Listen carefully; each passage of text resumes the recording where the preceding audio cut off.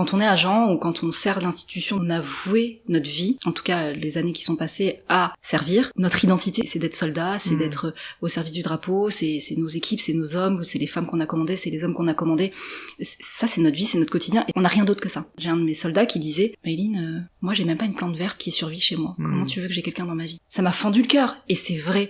Parce que moi, quand j'ai quitté, même si c'était pas préparé, je me suis dit « Bon, bah on verra et c'est le bon choix au bon moment. » Mais qu'est-ce qu'il y a après ?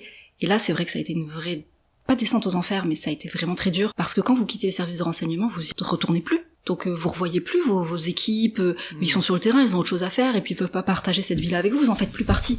Vous avez plus le droit d'en connaître. Donc vous êtes livré à vous-même. Qui je suis, reprendre son prénom.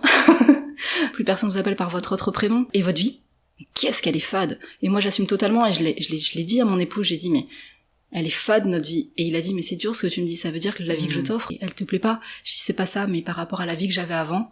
Et quelle tristesse à 30 ans de se dire qu'on a l'impression d'avoir tout vécu et que la vie elle n'a plus de saveur. En fait c'était vraiment ça, je trouvais que ça avait plus de saveur parce que j'étais chez les Moldus et c'était difficile. Et ça a été vraiment un gros travail personnel. Parce que maintenant c'est plus le cas. Aujourd'hui j'ai envie de te dire je kiffe et c'est une nouvelle aventure. Et c'est l'aventure entrepreneuriale qui m'a, tu vas redonner un souffle.